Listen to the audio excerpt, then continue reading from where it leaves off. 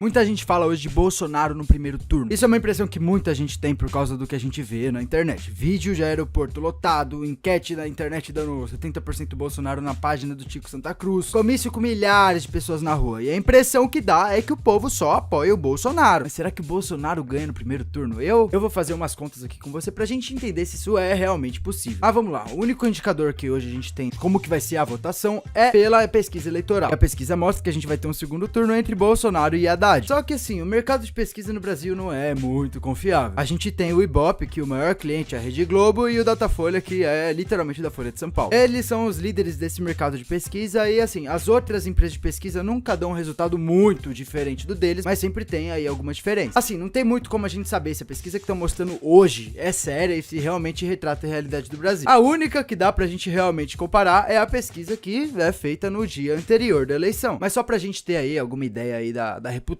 da mídia, deixa eu trazer alguns dados pra você. No dia 1 de outubro de 2016, na eleição pra prefeito do Rio de Janeiro, a pesquisa mostrou o seguinte: Crivella 32%, Freixo 16%, Pedro Paulo 12%, Flávio Bolsonaro com 8% e Jandira Fegali com 7%. No outro dia foi a votação, o resultado foi o seguinte: Crivella 27%, Freixo 18%, Pedro Paulo 16%, Flávio Bolsonaro 14% e Jandira Fegali com 3%. Quando a gente vê uma pesquisa nova, ela sempre fala o seguinte: nível de confiabilidade 95%, ou seja, tem 95% de chance de retratar a realidade atual dentro da margem de erro. Só que nessa pesquisa, desses 5, só um realmente estava dentro da margem de erro. E a gente vê que a pesquisa colocou a Jandira Fegali como se fosse do tamanho do Flávio Bolsonaro, sendo que ele fez 5 vezes mais voto que ela. Esse erro da pesquisa não aconteceu só com o filho do Bolsonaro. Nessa mesma eleição em São Paulo, a pesquisa marcou Dória com 44%, Russomano e Haddad com 16% e Marta com 14%. No outro dia, a gente teve Dória com 54%, Haddad com 16%, Russomano com 13% e Marta com 10%. Ou seja, erraram aí a intenção de voto do Dória no dia anterior da eleição por 10%, e desses 4 que eu mencionei, só o Haddad ficou dentro da margem de erro. Mas assim, não é o meu mérito dizer assim que a pesquisa é uma mentira, esse tipo de coisa. Esse é o tipo de pergunta que eu passo de volta pra você. Qual é a sua opinião nisso? Eu quero ouvir de você aqui embaixo no comentário, deixa aqui sua opinião. Mas uma coisa que é um fato e que eu preciso falar pra você é o seguinte: as pesquisas no Brasil, elas são controladas pelos veículos de mídia. É Folha de São Paulo, é Rede Globo. Esses caras controlam a pesquisa e a gente sabe que esses caras, eles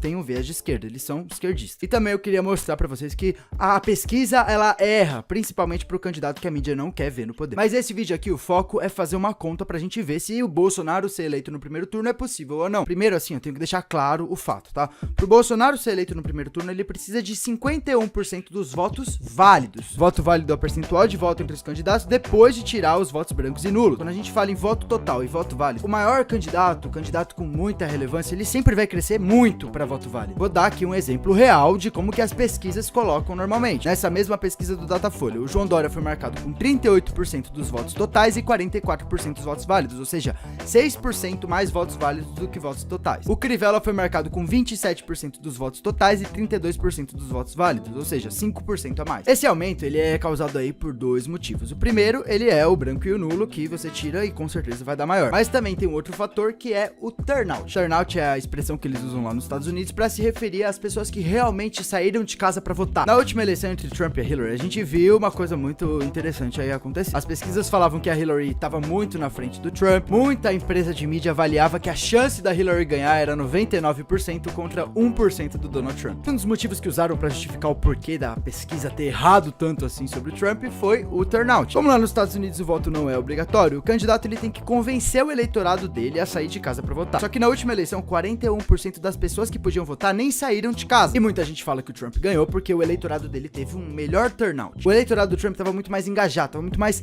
animado pra votar do que o eleitorado da Hillary. Na hora de sair pra votar, é todos a bordo do Trump Train, vamos mudar esse país. Enquanto boa parte do eleitorado da Hillary era o famoso hashtag ele não, ou seja, só não queria o presidente machista, racista, o presidente do mal no poder. E essa diferença de engajamento fez com que o Trump tivesse muito mais voto e ganhasse aí da Hillary Clinton por bastante colégio eleitoral. Mas daí você me fala: ah, Matheus, isso aí no Brasil não tem nada a ver, só funciona lá porque lá o voto não é obrigatório, aqui no Brasil o voto é obrigatório, isso aí não tem nada a ver, todo mundo vota. Na eleição de 2014, 19% das pessoas não votaram no primeiro turno e 21% das pessoas não votaram no segundo turno. 20% das pessoas não votam. E sem contar que aqui no Brasil o voto nem é tão obrigatório assim. O máximo que eles fazem é te bloquear de tirar um passaporte, a menos que você pague uma multa ridícula aí de 3 e pouco. No mesmo dia que você vai tirar o passaporte no mesmo lugar, você paga a multa e tira seu passaporte à vontade. Ou seja, 20% do povo que tá aí respondendo fazendo pesquisa nem sai de casa pra votar. Então eu te faço a seguinte pergunta: esses 20% que não vota é eleitor do Bolsonaro ou é eleitor do hashtag ele não? Bom, agora eu vou começar a fazer conta aqui, tipo,